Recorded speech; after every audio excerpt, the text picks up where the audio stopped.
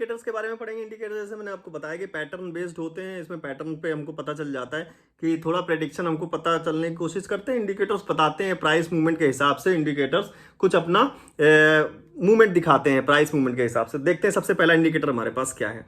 तो पहला इंडिकेटर हमारे पास है RSI, रिलेटिव स्ट्रेंथ इंडेक्स। ये स्ट्रेंथ बताता है, प्राइस की स्ट्रेंथ बताता है।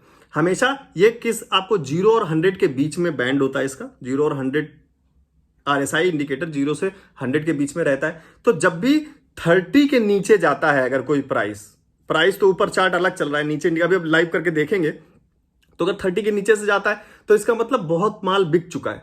अब चांस क्या होगा खरीदने का? क्यों होगा? क्योंकि जो ऊपर से बेचते हुए चले आ रहे हैं वो जब तक खरीदेंगे नहीं, प्रॉफिट नहीं होगा। सिंपल सी साइकोलॉजी है, सिंपल सा लॉजिक है। और जब ऊपर उठना चलेगा RSI, जब 70 के ऊपर चला गया तो ओवर बॉट हो गया, मतलब बहुत लोग खरीद चुके हैं। तो जो लोग लगातार खरीदते जा रहे हैं वो जब बेचेंगे तभी आपको प्रॉफिट होगा, उनको प्रॉफिट होगा। तो मतलब अब सेलिंग शुरू हो सकती है। आपको तो मौका कॉल और पुट का ढूंढना है। तो जब सेलिंग शुरू होगी तो हम पुट खरीदेंगे, जब बाइंग शुरू होगी तो हम कॉल खरीदेंगे। इंडिकेटर कैसे अप्लाई करते हैं देखते हैं लाइव। चलिए लाइव देखते हैं चार्ट पे। मैं आपको ले चलता हूं चार्ट पे। ये रहा हमारा चार्ट, ये हमारा चार्ट था। तो यहां पे इंडिकेटर्स कैसे लगाते हैं, आपको ऊपर एक ऑप्शन दिख रहा है यहां पर इंडिकेटर्स, ठीक है। तो इंडिकेटर्स में हम जाएंगे। जैसे मैं इस पे क्लिक करूंगा एक बॉक्स खुलेगा जिसमें इंडिकेटर पूछेगा कौन सा इंडिकेटर आप लगाना चाहते हैं। मैं यहां लिखूंगा RSI। तो ये रिलेटिव स्ट्रेंथ इंडेक्स है, इस इंडिकेटर की बात कर रहे हैं हम। इसको यहां से क्लिक करेंगे तो जैसे ही हम इस पे क्लिक करेंगे तो ये देखिए स्क्रीन पर नीचे एक इंडिकेटर आपका लग चुका है। ये है RSI इंडिकेटर। और RSI इंडिकेटर में भी एडिटिंग कर सकते हैं, लेकिन RSI में क्या है एक बार देख लेते हैं। सेटिंग में जाएंगे आप। जब आप इसकी सेटिंग पे क्लिक करेंगे तो ये देखिए इनपुट्स में लेंथ 14 मतलब कि जिस प्राइस पे भी चल रहा है इसके पीछे की 14 कैंडल्स का एवरेज इसने लिया है। अगर 5 मिनट का चार्ट लगा है तो पीछे की 5 मिनट की 14 कैंडल्स का एवरेज इसने लिया है। जिसने भी RSI इंडिकेटर को बनाया उसने 14 कैंडल्स पे हमेशा रिजल्ट बहुत अच्छे पाए, इसलिए 14 कैंडल्स ही यूज होता है हमेशा। तो हम इसको कोई भी चेंज नहीं करेंगे और इसको हम बंद कर देंगे। हमें कोई चेंज करने की जरूरत नहीं है इनपुट में कोई भी। तो अब आप देखिए, अगर मैं RSI इंडिकेटर को देखूं, जैसे कि आप यहां देखिए 70 के ऊपर चला गया है प्राइस। तो जब 70 के ऊपर प्राइस गया, यहां पे देखिए आपको एक फॉल देखने को मिला। उसके बाद 70 के नीचे नहीं गया प्राइस। जब नीचे नहीं जाएगा इसका मतलब कि नीचे अभी भी ओवर ये बाइंग पोजीशन बन रही है इसमें। तो जब तक ये 70 के ऊपर रहेगा तब तक अप ट्रेंड रहेगा। अब देखिए 70 के नीचे कहां गिरा, यहां गिरा है। यहां पे 70 के नीचे आ गया है और प्राइस देखिए आपका गिरना शुरू हो गया। एक नई चीज सीखी आपने इंडिकेटर की। और जब कब तक गिरा, जब तक ये 30 के नीचे गया है तब तक गिरा है। उसके बाद थोड़ा सा इसने उठने की कोशिश की, फिर गिरा, प्राइस नीचे गिरा। अब देखिए जब 30 के नीचे चला गया तो प्राइस गिरा है। 70 के नीचे जैसे ही जाना शुरू हो गया प्राइस गिरना शुरू हो गया। 70 के ऊपर जब तक रहा तब तक अप ट्रेंड बना रहा मार्केट में। तो आई होप ये इंडिकेटर आपको समझ में आया गया होगा कि इसका कैसे यूज करना है और कैसे हमें पता करना है कि मार्केट ओवरबॉट या ओवरसोल्ड जोन में है। 30 के नीचे ओवरसोल्ड हो गई है, बाइंग की पोजीशन बन सकती है। और 70 के ऊपर ओवरबॉट हो चुकी है मार्केट, अब डाउनफॉल देखने को मिल सकता है क्योंकि सेलिंग शुरू हो सकती है। अगला इंडिकेटर अपने देख लेते हैं क्या है हमारे पास। अगला इंडिकेटर हमारे पास जो है वो है सिंपल मूविंग एवरेज और एक्सपोनेंशियल मूविंग एवरेज। मूविंग मतलब प्राइस के मूवमेंट का एवरेज। एवरेज किसका? प्राइस के मूविंग एवरेज। जितनी भी पुरानी कैंडल है, मान लीजिए हम 10 का लेते हैं, 5 का लेते हैं, 50 का भी ले सकते हैं, 100 का ले सकते हैं, 200 का ले सकते हैं। अगर 50 का लेते हैं तो मतलब अभी जो कैंडल बनी इसके पीछे की जो 50 कैंडल हैं उनके सबके क्लोजिंग प्राइस का एवरेज एक पॉइंट, एक वैल्यू बन के आएगी। वो वैल्यू आपको चार्ट पे दिखेगी। तो मैं एक बार कोशिश करता हूं चार्ट पे लगाने की, आपको दिखाने के लिए। पहले मैं RSI इंडिकेटर को यहां से क्रॉस कर दूंगा, ये हट जाएगा। अब पहले बात कर लेते हैं एक बार कि सिंपल मूविंग एवरेज और एक्सपोनेंशियल मूविंग एवरेज में क्या डिफरेंस है। तो सिंपल मूविंग एवरेज में क्या होता है, अगर हम मान लीजिए 50 कैंडल का एवरेज लेते हैं, तो 50 कैंडल के क्लोजिंग प्राइस का एवरेज ले रहे हैं, तो वो क्या करेगा, 50 कैंडल को, हर कैंडल के क्लोजिंग प्राइस को इक्वल वेटेज देगा, सबका प्राइस लेगा, सबको ऐड करेगा क्लोजिंग प्राइस को और 50 से डिवाइड कर देगा, फिर एक वैल्यू दे देगा, वो आपके स्क्रीन पे ड्रॉ हो जाएगी। एक्सपोनेंशियल जो ईएमए है, एक्सपोनेंशियल मूविंग एवरेज है, वो क्या करता है, जो रीसेंट कैंडल है, 50वीं कैंडल, फिर 49, फिर 48, फिर 47, जैसे जैसे पीछे जाएगा वो पीछे वाली कैंडल्स का वेटेज कम करता चला जाएगा। ज्यादा डिफरेंस नहीं है, लेकिन बस वेटेज का डिफरेंस है। तो एक्सपोनेंशियल में जो सबसे रीसेंट कैंडल है उसको वेटेज सबसे ज्यादा मिलता है उसके क्लोजिंग प्राइस का, फिर जैसे जैसे कैंडल पीछे चली जाएगी वैसे उसका क्लोजिंग प्राइस का वेटेज कम होता जाएगा। लगा के देखते हैं, दोनों को लगा के देखते हैं, भी पता चल जाएगा। तो मैं कहा एवरेज, ये आ गया मूविंग एवरेज। मैं इस पे क्लिक कर दूंगा, जैसे क्लिक करूंगा पीछे देखिए आपके एक लाइन बन चुकी है, ये मूविंग एवरेज बन गई है। दूसरा हमको कौन सा देखना था, ईएमए, मूविंग एवरेज एक्सपोनेंशियल, इस पे भी क्लिक कर लूंगा। मैंने दोनों पे क्लिक कर लिया है, दो लाइन अपनी बन गई हैं।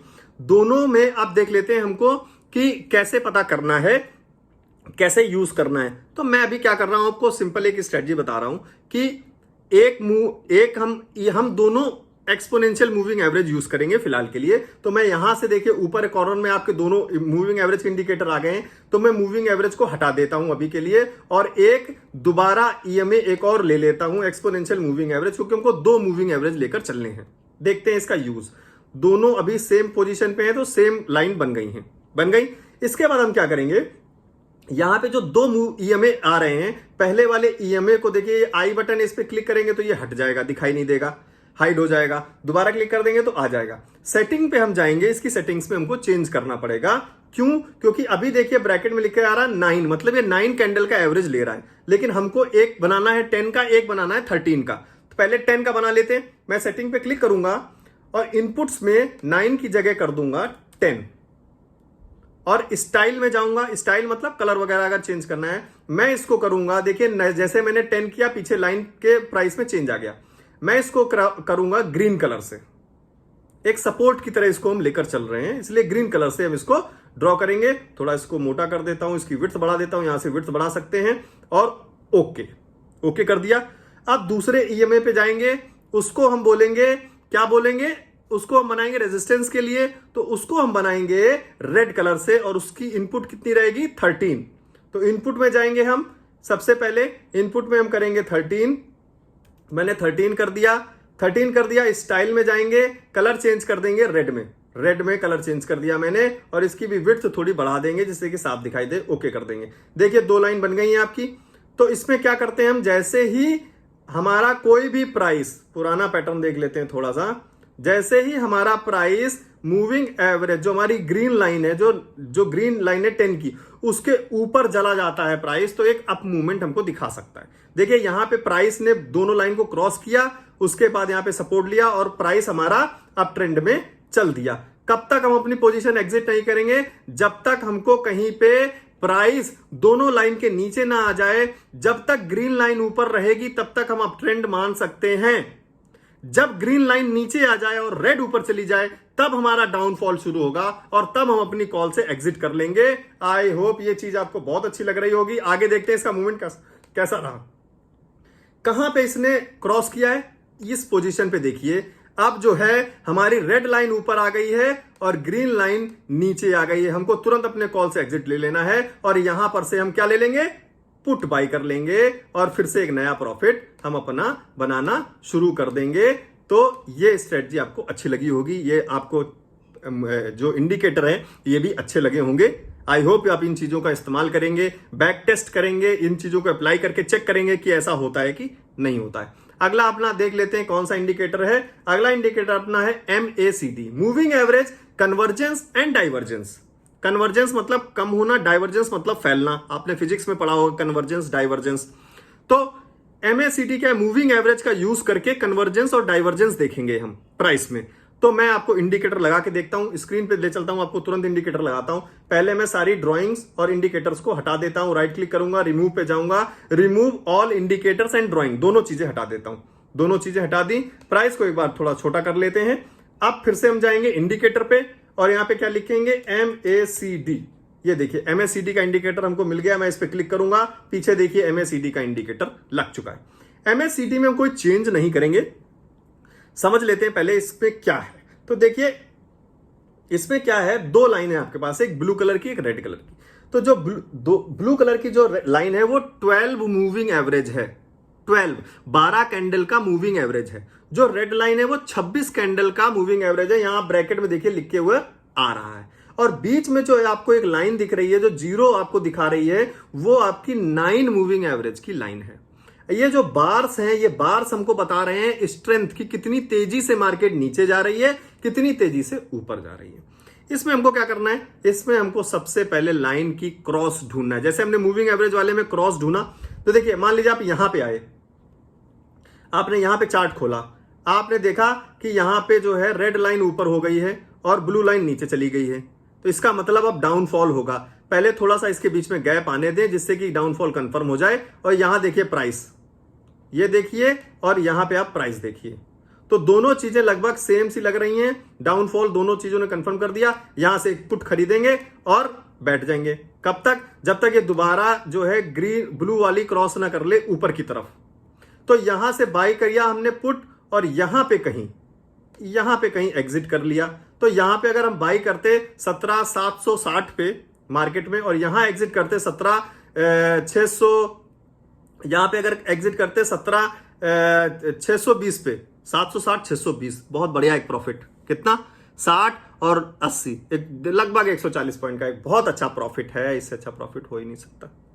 तो आई होप ये MACD आपको आज अच्छा लगा हो इंडिकेटर।